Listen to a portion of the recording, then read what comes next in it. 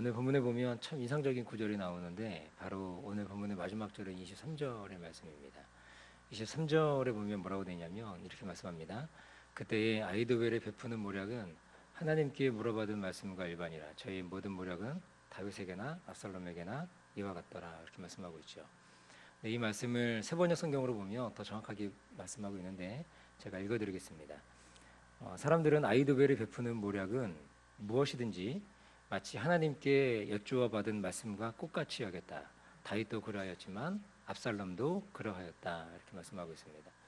이 말씀이 의미하는 바가 무엇이냐면 다윗에게 아이도벨이라고 하는 참모가 있는 거예요. 그런데 이 아이도벨의 전력과 전술이 너무나 탁월합니다. 너무나 탁월해서 어느 정도로 탁월하냐면 마치 하나님께서 친히 내려주시는 전력과 전술과 같이 탁월함이 있었다라고 하는 거죠. 이 아이도벨의 탁월함을 이스라엘의 모든 백성이 알고 있었다고 하는 것입니다. 그리고 다윗도 알고 있었고 또 누구도 알고 있냐면 이 압살롬도 알고 있다고 하는 것입니다. 이게 얼마나 탁월한 사람인지 알 수 있겠죠. 오늘의 본문의 말씀 우리가 아는 것처럼 이제 압살롬이 자기 아버지를 배반하고 그리고 이 아이도벨이라고 하는 참모를 자신의 편으로 끌어들이고 그 다음에 그의 참모의 이제 이야기를 따라서 이제 아버지를 반역하고 있는 그 가슴 아픈 장면을 보여주고 있습니다. 다윗은 그 밧세바와의 동침 이후에 하나님께서 관계가 회복되는 모습은 보이긴 하는데 그 이후에 다윗의 삶의 모습의 여정들을 쭉 살펴보면 어떤 모습이냐면 하나님과 깊은 교제가 좀 사라진 듯한, 그래서 삶의 총명함이 사라지고 그리고 어떤 것들을 결정할 때 그걸 잘 결정하지 못하는 그런 모습들을 좀 많이 보여주고 있습니다. 그럴 때 누구를 만나냐면 이 아이도벨을 만나는 거죠. 그리고 아이도벨을 굉장히 많이 의지하는 그런 모습들을 보이게 됩니다. 이 압살롬이 왜 이렇게 반역했는지에 대한 이유를 우리가 너무나 잘 알고 있는데 그 암논과 다말 사건이 알지 않습니까? 암논이 이복 누이인 다말을 범하게 되고 이 다말은 압살롬과 친자매지간인데 근데 아버지가 이것을 잘 치리하지 않습니다. 치리하지 않고 이것을 그냥 넘어갑니다. 그러니까 아버지의 치리함을 기대했던 이 압살롬의 마음은 아버지로부터 멀어지게 되는 거죠. 그리고 심지어는 급기야 이 자신의 이복 형인 이 암논을 자기 형제들이 모두 보는 앞에서 처참하게 죽이는 그런 일들을 감행하게 됩니다. 그리고 아버지로부터 이제 미움을 받게 되는 거죠. 회복되는 것 같지만 다시 또 멀어지게 되고 결국엔 아버지를 향한 증오심과 분노를 이기지 못하고 오늘과 같이 이렇게 반역하는 모습을 보게 되는 거죠. 일련의 사건들을 보면 다윗이 하나님의 뜻을 찾지 않는 그런 모습들, 하나님과 교제가 좀 사라져버린 듯한 모습, 그런 모습들을 보게 되는 거예요. 근데 오늘 아들인 압살롬에게 쫓기면서 이때서 하나님의 뜻, 하나님을 정말 찾게 되고 하나님께 기도하게 되는 다윗의 모습을 우리가 보게 된다는 것입니다. 그것은 바로 다윗에게 이 아이도벨이 있었기 때문이 아닌가 우리가 이렇게 생각해 볼 수 있다라고 합니다. 다윗은 아이도벨을 너무나 신뢰했죠. 그를 너무나 중요하게 여겼습니다. 그러니까 하나님께 나아가지 않아도 아이도벨과 함께 있으면 모든 문제가 해결되었기 때문인지도 모르겠습니다. 마치 하나님께서 행하실 때와 똑같은 결과를 이 아이도벨이 만들었다고 하는 것입니다. 사실 하나님의 말씀을 듣는 것이 어쩌면 다윗에게는 고통스러웠을지도 모를 것입니다. 죄를 짓고 난 이후에 하나님을 뵙는 것이 참으로 어렵고 그랬을 수도 있겠습니다. 마치 아담이 범죄한 이후에 하나님의 시선을 피했던 것처럼 어쩌면 다윗도 그렇게 하나님을 만나고 뜻을 묻는 것이 어쩌면 부담스러웠고 고통스러운 일이었는지도 모르겠어요. 우리가 하나님께 나아갈 때 우리 마음 가운데 거리낌이 있거나 또 어떤 범죄함이 있으면 우리가 하나님께 나아가는 것이 참으로 고통스럽고 힘든 그런 모습들이 있지 않습니까? 아마도 다윗도 그런 모습이 있지 않았을까 생각을 합니다. 더 이상 하나님을 만나지 않아도 아이도벨과 함께 있으면 아이도벨이 내리는 모든 계약, 모든 이 지혜 이런 것들이 마치 하나님과 같았던 그런 모습들이 있다고 하는 거죠. 이것을 누가 알고 있느냐? 바로 이 압살롬도 이 사실을 알고 있는 거예요. 그러니까 압살롬이 아버지를 반역한 이후에 제일 먼저 포섭한 사람이 누구냐면 15장인가 나오는데 가장 먼저 포섭한 사람이 바로 이 아이도벨이라는 사람을 포섭을 하게 된다는 것입니다. 사랑하는 여러분, 저 여러분에게도 혹시 이 아이도벨과 같은 사람이 있는지 모르겠습니다. 너무도 신뢰해서 내 안에 중심에 있어야 될 하나님의 자리를 그런 내어준 사람이 있을지도 모르겠습니다. 청년들을 보니까 연애할 때 약간의 이런 증상들이 좀 있더라고요. 아이도벨 증후군 같은 그런 모습들. 그러니까 하나님보다 더 사랑하고 하나님보다 더 신뢰하고 하나님보다 더 많이 만나는 대상. 그거 있다면 어쩌면 그가 아이도벨일 수도 있다라고 하는 것입니다. 사랑하는 여러분, 우리는 하나님보다 우리 안에 더 신뢰하는 이 아이도벨과 같은 존재가 있으면 안 될 것입니다.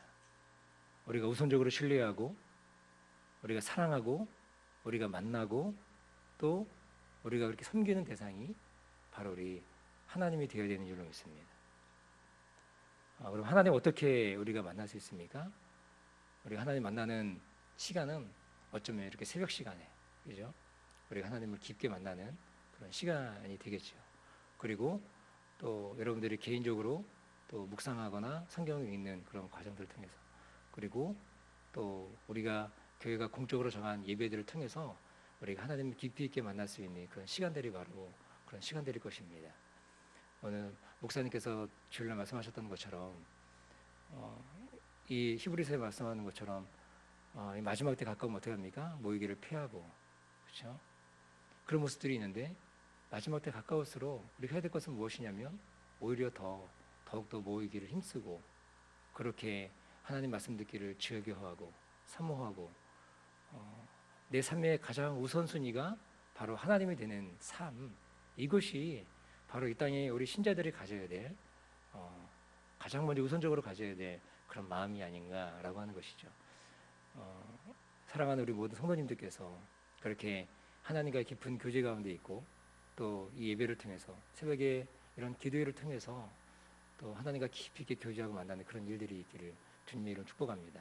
그래서 옆에 계신 분들도 좀 깨우시고 함께 은혜를 누려야 될 사람들을 좀 깨우시고 그리고 또 함께 나와 예배를 통해서 하나님 만나야 될 사람들을 또 부르셔서 그렇게 새벽 예배뿐만 아니라 우리 교회가 정한 그 공적 예배, 그 예배에 우리가 함께 동참할 수 있는, 그래서 하나님의 은혜를 누리고 나눌 수 있는 그런 모습이 있기를 주님의 이름으로 축복합니다.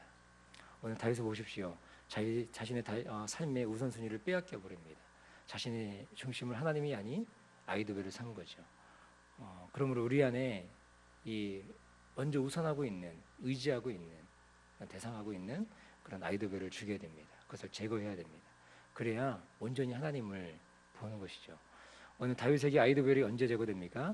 바로 아들 압살롬의 반역 때에 아이도벨의 참 모습을 다윗이 보게 되는 거예요. 그 전까지 다윗은 아이도벨을 참 신뢰합니다. 그런데 가장 먼저 다윗을 배반한 사람이 누구냐면 바로 아이도벨이었다고 하는 거죠. 다윗이 너무나 충격을 받죠. 이때 부른 노래가 이제 주석가들이 얘기하는데 시편 55편이었다고 합니다.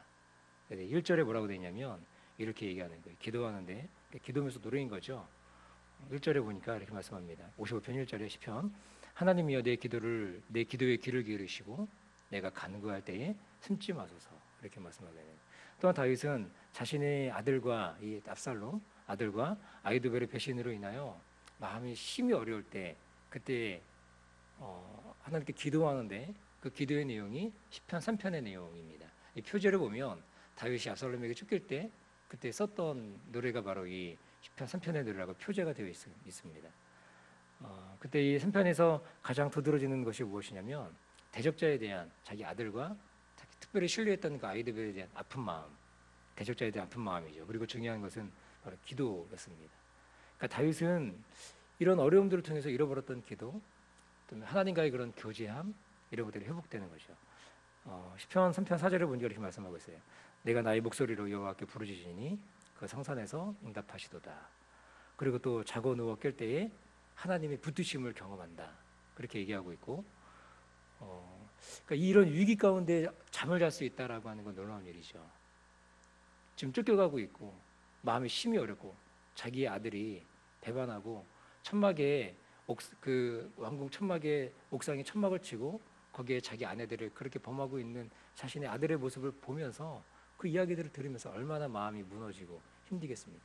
그런데 하나님을 향한 신뢰함이 있고 그 안에 대해서 하나님을 깊이 있게 만나니까 다윗이 고백하는 게 자기가 누워 깰 때, 자고 누워 깰 때 그렇게 얘기합니다. 잠을 잘 수 있다는 게 얼마나 큰 은혜인지 모르겠어요. 전 선교 갔다 왔는데 제일 힘든 게 잠 못 자는 거였습니다. 제가 예민해서 선교는 못 갈 것 같아요. 선교사는 안 될 것 같아요. 잠깐 갔다 오는 거 갔다 오는데, 예.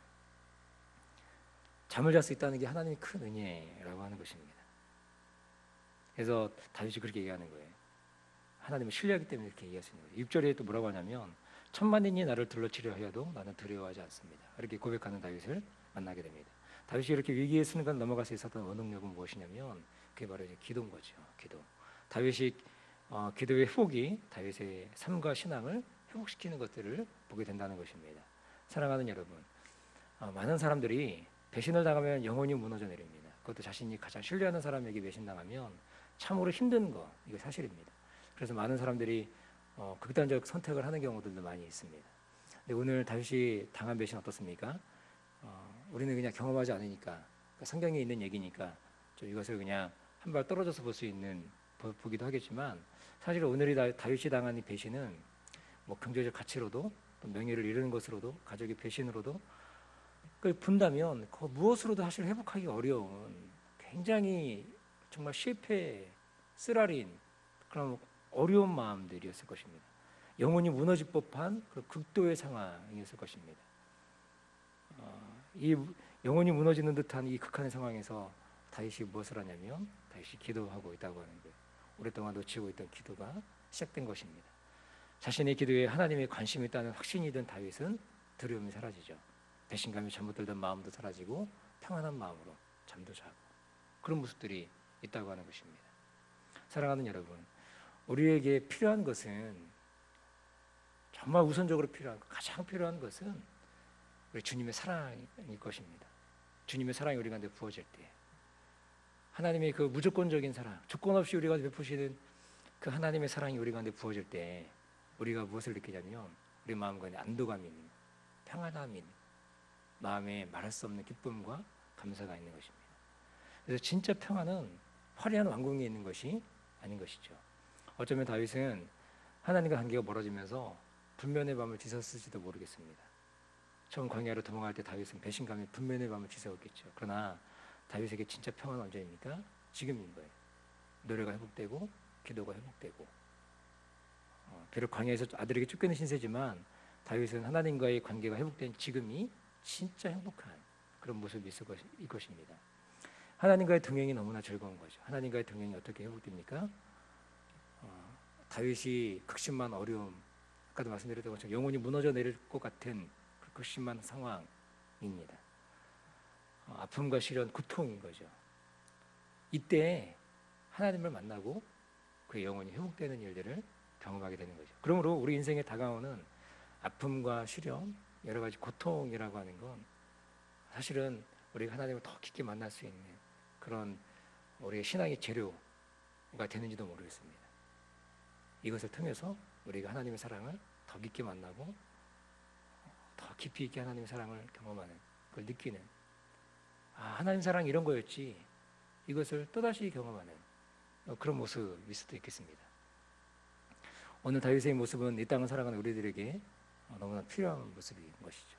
하나님과의 관계가 회복되고 결국 회복되니, 교제가 회복되니 다윗이 화려한 왕궁에서 누릴 수 없었던 그 평안함을 이 광야에서 쫓겨난 상황 가운데 그렇게 누리고 있다고 하는 것입니다.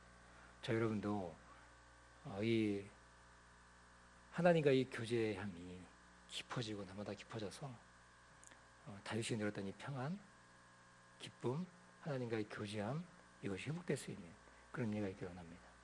이런 다윗의 평안의 마음이 어떻게 확인됐는지 아십니까? 나중에 아들과의 전쟁에서 승리합니다. 승리하고 난 후에 다윗은 자신의 부하 장수들에게 부탁을 하는 거예요. 이것 때문에 장수들과의 관계가 좀 더 어려워지긴 하는데, 그때 이제 뭐라고 하느냐, 자기 이 밑에 있는 장수들에게 압살롬에 대해서 이렇게 얘기합니다. 압살롬 보면 좀 너그러이 대해달라, 이렇게 얘기합니다. 하나님과의 관계가 회복되니까 어떻게 보면 진짜 용서를 하고 있는 거죠. 용서합니다. 그러니까 압살롬이 암논을 죽이고 그렇게 막 아버지를 향해서 반역하고 힘든 모습을 보일 때 다윗은 압살롬을 보지 않아요. 보지 않고 그걸 용서하지도 않고, 나중에 용서하는 것 같이 잠시 잠깐 이 압살롬을 부릅니다.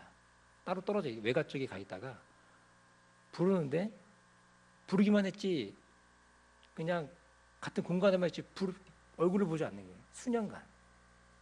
그런데 이때 다윗이 자기 아들을 용서하고 있는 그런 모습들을 보게 되는 거예요. 다윗은 하나님과 관계가 회복되니까 진짜 용서를 하는 것입니다. 이것은 이제 그냥 입에 말린 소리가 아니고 진짜 아들을 용서하고 사랑하게 되는 거예요. 나중에 장수들이 죽입니다. 이 압살롬을. 그냥 두지 않죠.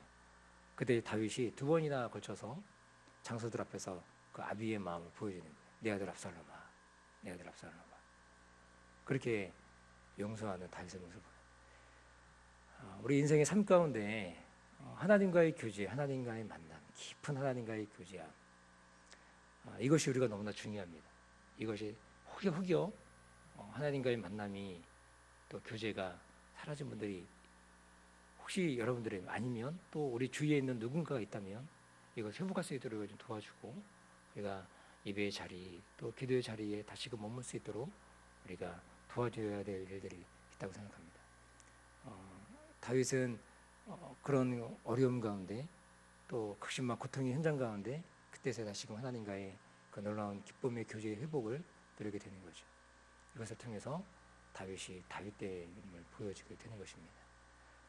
이 다윗이 회복했던 하나님의 은혜, 이 사랑, 이것을 우리 모든 성도님들도 날마다 누리며 그렇게 깊이 있게 하나님의 사랑을 경험하며 나아가는 복된 삶이 되시기를 주님의 이름으로 간절히 축복합니다. 기도하겠습니다.